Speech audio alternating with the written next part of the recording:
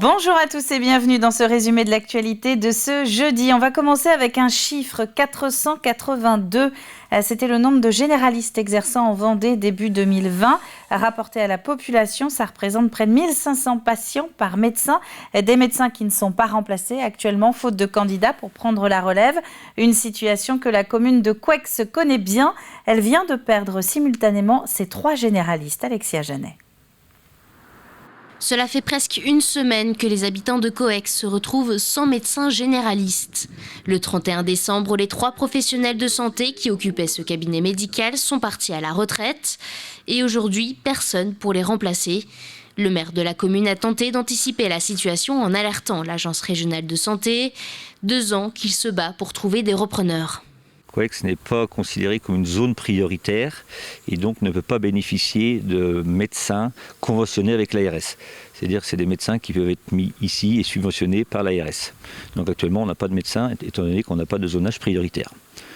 On a fait des rencontres avec l'ARS, donc avec monsieur Leméga, et ça ne bouge pas. À l'intérieur du cabinet, l'heure est à la préparation des cartons pour le docteur Dominique Naudin, l'un des 3 praticiens maintenant à la retraite. Cela fait 32 ans qu'il est installé ici. Aujourd'hui, il s'inquiète de l'avenir de ses patients. Nous, on s'arrête et c'est vrai que nos collègues, nos confrères autour, et ils sont à 10 km, vont avoir du mal à absorber les 100, 120 patients qu'on voyait tous les jours. Et la vingtaine d'urgences, dont les 2, 3, 4 urgences graves qu'on pouvait avoir tous les jours. Et qui n'iront pas forcément aux urgences directement parce qu'elles n'en dépendent pas. Les patients feront donc plus de routes pour se soigner. Ce qui inquiète aussi, c'est EHPAD, installé à quelques pas du cabinet médical et qui compte près de 80 résidents. Le problème, c'est des résidents en maison de retraite, c'est le déplacement. Et souvent, quand ils sont très malades, ils ne sont pas en mesure de se déplacer dans un cabinet médical. Donc il faut que les médecins puissent venir se déplacer assez rapidement dans l'EHPAD. On n'a pas encore beaucoup de recul sur comment ça va se passer. Donc on est assez inquiet, effectivement. Aujourd'hui, la priorité de la mairie, c'est de trouver au moins 2 médecins. Pour cela, plusieurs solutions s'offrent à elle. On espère que l'ARS revient sur sa position en mettant donc la commune de Coueix en zone prioritaire et ça pour nous c'est vraiment nécessaire. Ensuite on va continuer à travailler donc avec le conseil départemental pour voir comment on peut mettre en place donc les soins non programmés, savoir comment un médecin salarié peut être détaché sur le cabinet médical de Coueix. Et en 3e solution, on espère aussi rencontrer rapidement donc la CPTS, donc c'est la communauté professionnelle des territoires de santé. La pharmacie va également installer une cabine de téléconsultation, mais cela ne suffira jamais à répondre aux besoins des 3300 habitants de la commune. Toujours au chapitre de la santé, un mot du Covid-19 avec la vaccination des 5-11 ans qui a commencé hier au centre du Bourg-sous-la-Roche, près de La Roche-sur-Yon, où une trentaine d'enfants ont reçu une première dose. Comme pour un adulte, un schéma vaccinal complet implique 2 injections à 21 jours d'écart. Pour cette tranche d'âge, des créneaux spécifiques sont ouverts les mercredis après-midi et les samedis matins. La prise de rendez-vous peut se faire sur Doctolib. C'est à vous de décider. Les votes pour déterminer qui a le plus fait rayonner la Vendée au cours des 12 derniers mois sont ouverts. Voilà 13 ans maintenant que la Jeune Chambre économique organise ce concours du Vendéen et de la Vendéenne de l'année. 4 catégories qui permettent cette année de faire son choix entre les 17 personnes sélectionnées. Alors le concours Vendéenne de l'année, ça sert à présenter les différentes personnes qui ont fait rayonner le département durant l'année en cours. Donc c'est la 13e édition cette année. Nous avons gastronomie, nous avons également développement durable. Donc ça c'est une nouvelle catégorie qui est apparue. On a également la catégorie sport où là on a beaucoup de candidats. Le sport est revenu en majorité par rapport à l'année passée, donc beaucoup de sportifs vendéens.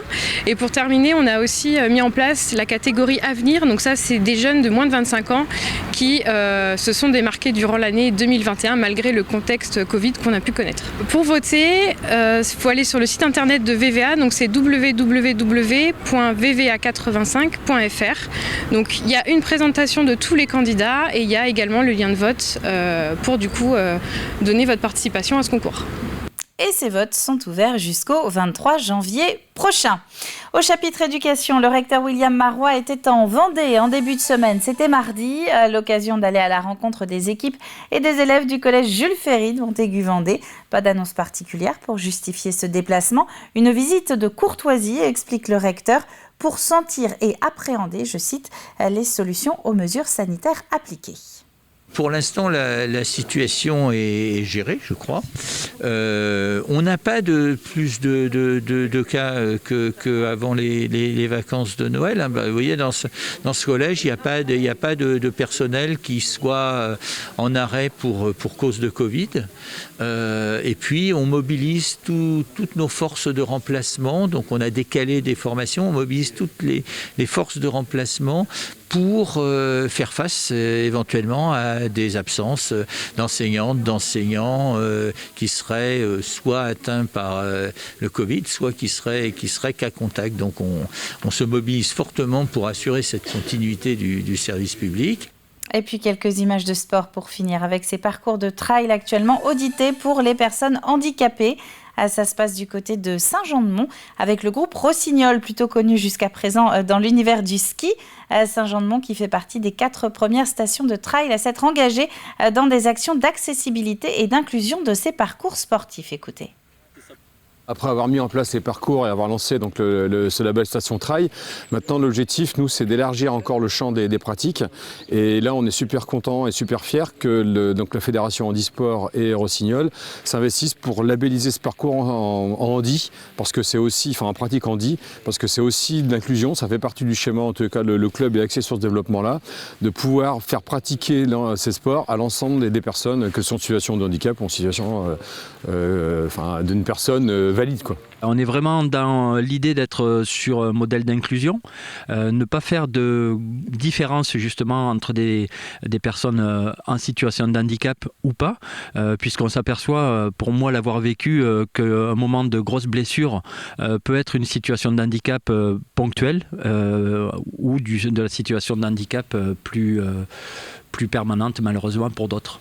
Un petit mot de météo pour terminer ce journal. Et ce jeudi après-midi s'annonce globalement couvert quand même sur l'ensemble de la Vendée avec quelques éclaircies, mais malgré tout des nuages qui vont persister.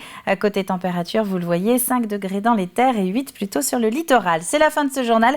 Merci à vous de l'avoir suivi. Le prochain rendez-vous avec l'actualité vendéenne, c'est demain dès 7h en direct dans la matinale. À demain matin.